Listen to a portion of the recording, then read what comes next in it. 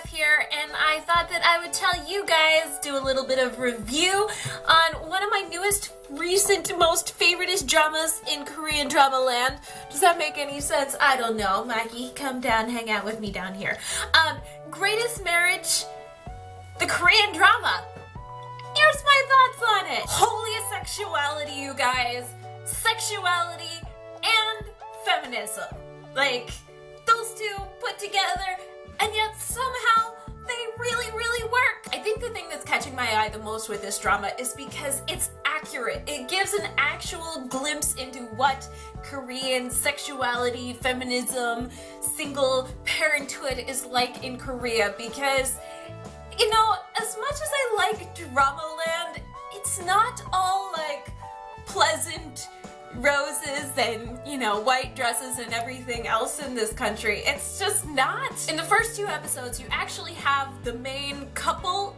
If they're the main couple, I don't know if No Minu is actually the second couple or the first couple. I don't know what his role is quite yet. But they get together and they have sex and they have a baby.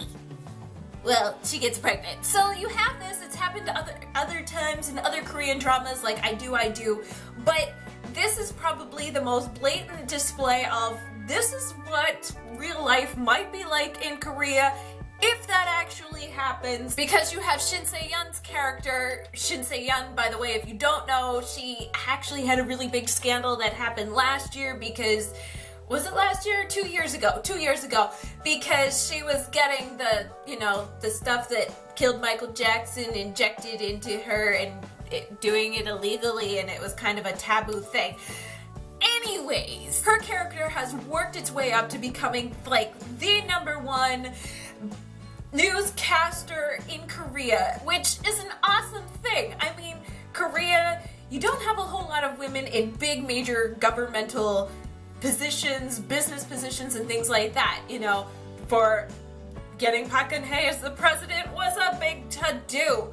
And to have the #1 newscaster in South Korea be a woman, she has worked her way up there, she has earned her right, and she has worn those power suits and rocked them in and out and had a perfectly, like, non-relationship, otherwise, no fluff lifestyle to get to that point. The men, on the other hand, have a very different lifestyle in this drama. I mean, with the exception of No Minu's character, the guys are expected to play around, they're expected to have fun, they're expected to drink. If they flirt around and make mistakes with women, it's okay. They can even treat women like crap and they are not looked down upon.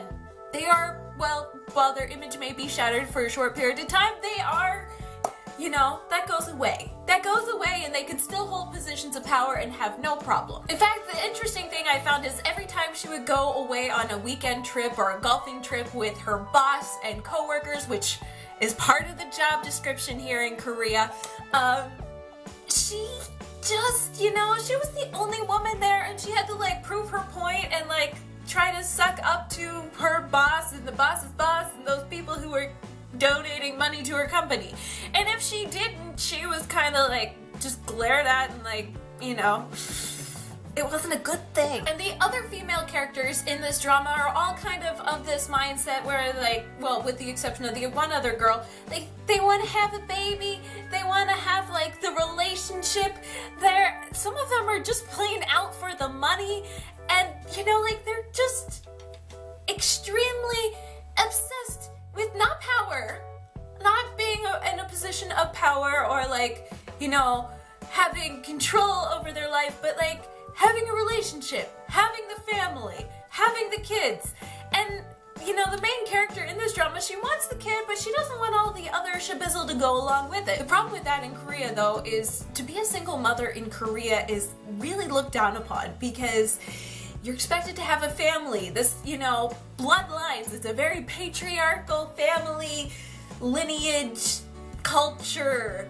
Am I even making any sense? Yes. But at the same time, you do have a very sexualized culture. In fact, they actually hint at the beginning, like, the first episode, you don't really have dating, and this is one thing I have a whole issue about with Korean dramas lately. They have this overarching theme that's coming out recently of you can't date unless you have sex. And so you have this, like, you gotta have sex. That's part of what you do, and it's in the drama. You know, even if you're just like a relationship for convenience, you gotta have sex. It's kind of messed up in my thinking, but you know, they do touch on the whole thing. Korea has an extremely low birth rate. In fact, the government is always like trying to encourage people, get married, have children, you know, things like that, because we have a really low birth rate. We want to keep our population growing. But you have people waiting longer and longer to get married, and more people just like hooking up and hanging out and not actually getting married and having kids as much. Probably my favorite aspect of this drama, though, besides the fact that they're tackling all these really tough issues that are like difficult to talk about and doing it in a very like indirect, this is what's happening, think about it way, is No Minu's character. I mean, I've watched No Minu before, I'm a fan of No Minu, but oh my goodness, is this really making me be a fan of No Minu? Now, his character is like the geekiest, like nerdiest, totally different from any other kind of characterization he's had before, but it's just so funny. It's such good comic relief, and it's almost like every scene that he's in, there's some sort of comic relief to make it even more entertaining. You know, like, he's going to hook up with her because she's like, I need somebody to drink with in my apartment. You want to come over and have a beer with me? And he's like, oh my goodness, what am I gonna wear? And the first shirt he pulls out says, lonely.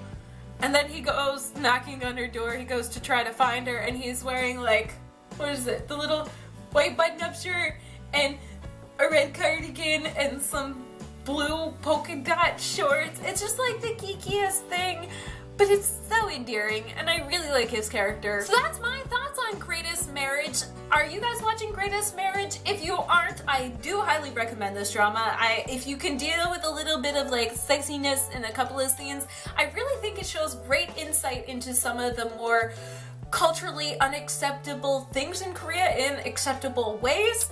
The other thing I would say, if you are watching it, let me know what you think down in the comments section, or let me know on Twitter at Hallyu Back, or on our Facebook page, facebook.com/HallyuBack.